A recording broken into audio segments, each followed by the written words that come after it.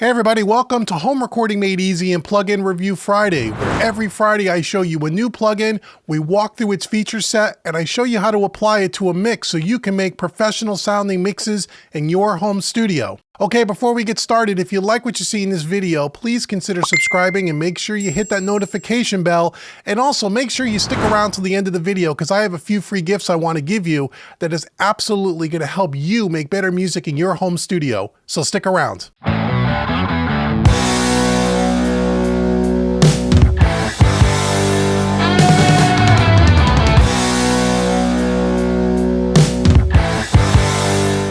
Okay, everybody, welcome to Plugin Review Friday, and in this week's episode, we're going to take a look at the Waves Bass Rider plugin. This is a really cool plugin. This is one of the plugins that I picked up into 2019 Black Friday sale for 20 bucks, I think it was. Waves is always putting these things on sale. You can easily find this for less than 30 bucks throughout most of the year. Now, this is very similar. It's laid out exactly the same, and it works in a very similar way to Vocal Rider, which there is already a plugin in the Waves plugin review playlist here on the channel. You can check out Vocal Rider. I highly recommend Vocal Rider. I use it all the time. Bass Rider works the same way. And you may say, well, why are there two different plugins that do kind of the same thing? Well, the reason for that is that they're tuned under the hood of the plugin to the frequencies that it's going to most accurately represent. So, for example, the Bass Rider plugin is going to be tuned more to the bass frequencies, and it's going to react more in that way to be more accurate, as opposed to Vocal Rider, which isn't going to really work as well because it's tuned to a different set of frequencies for vocals, if that makes any sense, okay? But it's very, very similar. What would you use this for? Well, just like with Vocal Rider, you would use this to kind of automatically automate your bass track, just like you do with vocals, so you don't have to do it manually. This does a really, really good job. And I use this a lot on bass tracks. Bass is one of those instruments that, depending on how the player is playing, but can be very, very dynamic in certain parts and very subtle in others. In this, you constantly have the bass where maybe sometimes it's hard to hear in the context of a mix, and you turn it up so you can hear it. And then there's certain notes that are just hitting way too hard and poking too much out of the mix. Now, you can use a compressor to kind of rein in the dynamic range, but sometimes that's just not enough. And this will help you because it's just like you automatically riding the fader throughout the song in an automatic way. So let's take a walk through this. We'll listen to it on a bass guitar and I'll show you how to use it. It's pretty simple to use. So over here at the top, we have this thing called the target. Now the target is where we set where the average level of the performance is being played. And we're going to look at this in a second, where you'll see the audio, you'll see the meter come up and you'll see it go higher and lower. And you want to set the target to in the ballpark of the average level of the bass performance, okay? Underneath that, we have our sensitivity here, where this will be more or less sensitive to the parts that are being played. So the default is right up the middle, and that's typically where I like to set it. But depending on the performance, you may find that it's not capturing all the notes as much as it should. If it's very dynamic, very, very subtle, then you may want to turn the sensitivity up. Or if it's a very, very percussive kind of wailing away on the bass, you may want to bring the sensitivity down so it's not picking up unwanted noise and such. Then next to that, we have our response, either slow or fast. If it's going to be very staccato, very quick played parts, very fast kind of bass lines, fast will probably work. It'll help track it better. Where if it's more, hit a note, kind of ring out and sustain, kind of a slow bass part, slow might be a better attack time you can play with. It's like really attack. It's like a slow attack, fast attack on a compressor. Think of it that way. Spill is where we have, if a bass cabinet in a recording, either a live performance or in a studio, maybe was mic'd up and there were other instruments in the room, you may be getting some spillover or bleed into that bass cabinet microphone, and this will help ignore some of that spill. So the Bass Rider plugin's not reacting to things coming in outside of the bass performance. Let's say the bass cabinet was on stage, for example, if it was a live performance near the drum kit, and you get a lot of the kick drum kind of bleeding into the microphone, or some of the snares, or some of the overhead mics, the splash of the cymbals. This will help combat that as well. And then lastly, we have over here on the top, the artifacts. And the artifacts, this will be used, let's say you have like a stand-up bass and you have a lot of string slides and a lot of noise and a lot of, plucking of the strings or neck noise that you don't want the bass rider having that affect the way the bass rider controls the volume. This will help ignore some of that stuff, so you're just getting the true notes on the bass. It's something you can experiment with. What I find typically is I kind of leave these at their default settings, and maybe they're tweaked a little bit, but it really depends on the performance. But it just helps you fine tune, and you can read the manual if you decide to pick up the plugin, fine tune the accuracy of the plugin. Down here we have on the left hand side the range, where you can set the range, how much you want the plugin or the fader to be moved up or down. So what I tend to do a lot of times is I'll set this to somewhere around 6 dB, plus 6 dB and maybe minus 6 dB, so the fader won't move beyond the top and bottom range. Okay, you can think of it that way. So it really is a starting point and an ending point, low and high, how much this fader will move up and down, so you don't have it going way too loud or way too quiet. And then lastly, kind of like a compressor, you can also use the output to kind of compensate for the plugin. If you find that you have a bass part where it's turning up the volume quite a bit more times than turning it down because of this, just the way either the target set and or the way the performance was played, you can level match the plugin by turning the output up and down. And then they have some presets here as well that you could go through and you can tweak it. I don't really use the presets, but you can play around with it to help you get in the ballpark and then tweak it from there. So I have this bass track here. Let me solo up this bass part for you, and I'll just bypass the plugin here. And it's very staccato-ish. Okay, and you have, let me show you this. Let me just open up this bass track, and you can see how if I extend this, a little bit, how dynamic this bass part can get. You have some notes in here that really stand out. There's some slides here, right in this area here where he's playing a little bit more quietly here. Don't want to do that. Where he's used the range tool here, where maybe he's playing a little bit quieter here, and then you can see right in here where it gets really loud very quickly. This will help, Bass Rider will help this particular bass performance here, so it'll automatically turn down those extra loud parts and maybe bring up those quiet parts, okay? So let's listen back to this again.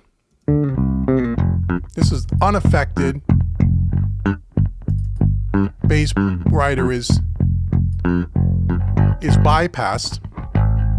Now we can set this target again, so it's at kind of like the average level, not where it's at the very quiet parts or the very loud parts. Just want to kind of set it, at around the average level. And you'll see when we get to the loud parts, it goes beyond the target, right? And that's where it's going to pull down the fader. Okay, a lot of slapping, a lot of dynamics there. So now I'm going to set it on fast because it is a staccato-y type of a vibe, like we were saying. I'm going to keep the sensitivity and everything else at its default, and let's just see what it's doing here with the fader. Okay, so let's bring it back, and let's bring it in, and let's just see what it does.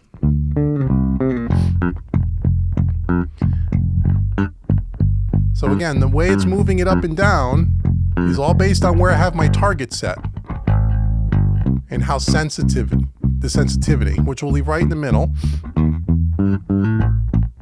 Now you'll watch when we get to this extra loud parts how much it pulls it down. And we may want to set this range a little bit lower. If it gets way too loud, we can make it even quieter. Let's see.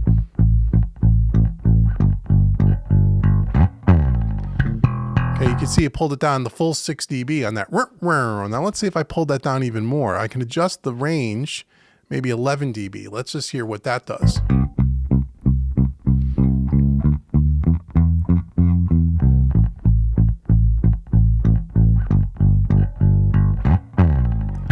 Okay, so I pulled it down quite a bit. And even that burnout, it doesn't poke out as much. Now if I go back and I bypass the plugin, and we'll do this in the context of a mix, so just so you can hear how it's working. Here's without the plugin engaged. Listen to how loud that gets.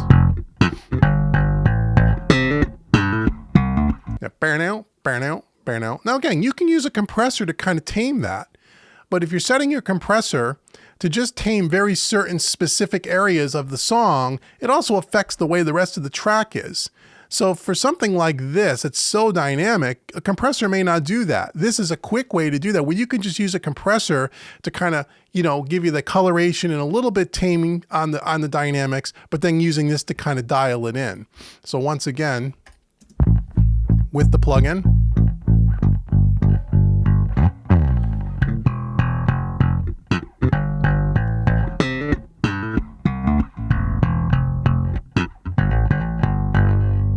okay, so that's what it does. Now let's listen to it in the context of the mix. Let's bring the rest of the music in. Okay, and we'll kind of try to set, we'll bypass it, and I'll try to set the volume, the fader, before we bring in Vocal Rider to where I think it needs to be. And then we'll engage Vocal Rider to see if it helps us sit consistently in the mix to where we can hear it at all times, but it doesn't get too loud. So here's without it.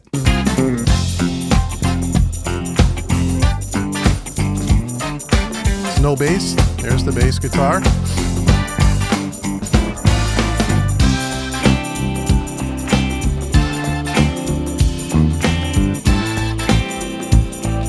Okay, sounds good at that level. But now we're going to come up to the extra loud parts.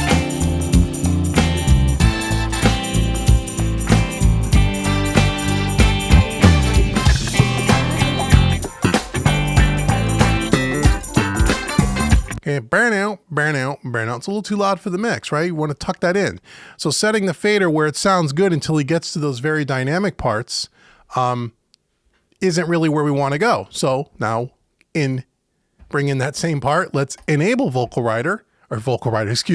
Rider, and let's see how it responds and how it lets the track sit in the mix at a more pleasant level when we get to those loud parts. So here is with Bass Rider enabled.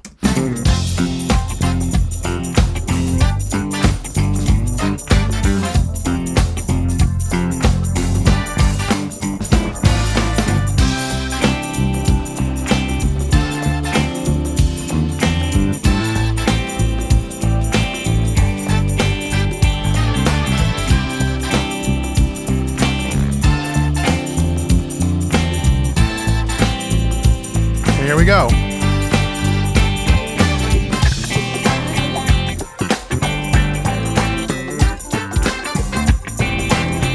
Okay, much different. Now you could say, well, I want to hear those little burn out. I want to hear that a little bit more. Maybe it's a little too quiet there. No problem. Just raise the bottom of the range. I have it at a negative 11 dB.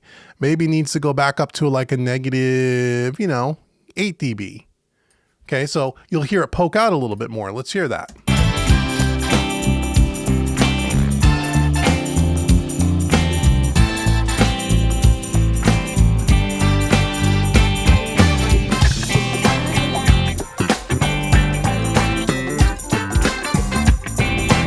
Okay, so it's not as quiet. So it's great. So it's a real easy plugin to use to where you could just dial it in. And this is something that now that I have this plugin, I'm going to use this on most of my songs. I do it with Vocal Rider. I put it on almost every single vocal because there may just be little spots throughout the song where I need to tame that vocal, and it takes the place of you having to do it manually and do it in real-time automation. This is a way for you to do this without even need to write the automation. It works really, really well. And it's super affordable. If you could get this for less than 30 bucks, you should have this in your plugin arsenal, just like Vocal Rider. I think they're two great plugins, simple to use, easy to set up, will make your track sound more consistent, and it'll sit a little bit better in the mix without having to futz around with compressors and stuff to kind of tame those dynamics. This is a great plugin. I encourage you to check it out. So thank you so much for watching this video and checking out Bass Rider by Waves. Now, like I said at the beginning of the video, I want to give you a couple of free gifts. The first gift I want to give you, especially if you're brand new to Home Recording Made Easy, head on over to homerecordingmadeeasy.com. Links are in the description box below. And I want to give you 5 free mixing training courses worth about $200, 5 free courses so you can demo all these plugins that you see on Plugin Review Friday, and you can check it out in real world application. 5 different styles of music, 5 free mixing training courses. go to homerecordingmadeeasy.com. It's right on the homepage, big orange button. You can't miss it. Second gift I want to give you is I want to give you all a coupon code. The coupon code is going to come on the screen right now. That coupon code is YouTube25. That's YouTube25. That will take 25% off any one of my training courses at homerecordingmadeeasy.com. Just use it at checkout. It'll automatically take it off and you'll get a 25% discount. So that's my gift to you. Just for, again, checking out this video, checking out Home Recording Made Easy, and checking out all the courses that I have. I think you're really going to dig them.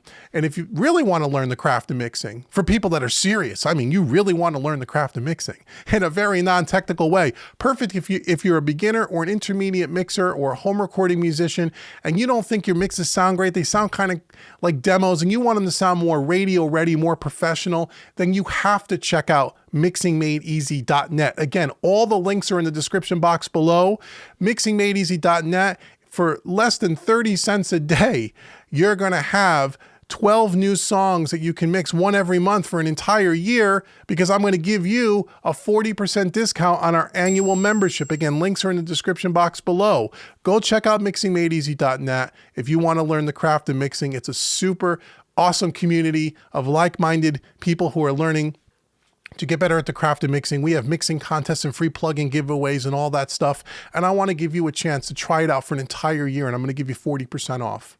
So it's less than 25 cents a day, less than a cost of 25 cents. You can't even buy a piece of bubble gum for 25 cents anymore. For less than 25 cents a day, you can have an entire year's worth of mixing training where we look at different mixing concepts, mixing techniques, different plugins every single month, all different genres of music, free plugin giveaways, one-on-one live training with me, your host, Dave. Go check out mixingmadeeasy.net. Links are in the description box below. I want to hear from you. What do you think of Bass Rider? Do you use it? Are you going to go check it out? Go demo it on their website. You can demo it for 14 days for free over at waves.com and pick it up. It'll be less than 30 bucks. I guarantee you'll love Bass Rider. Do you use it? Do you use Vocal Rider? What other types of things do you do? Do you do manual automation? I'd like to know. Leave it in the comments below. And until next Friday's Plugin Review Friday, I've been Dave with Home Recording Made Easy and MixingMadeEasy.net, and I will see you next week. Take care.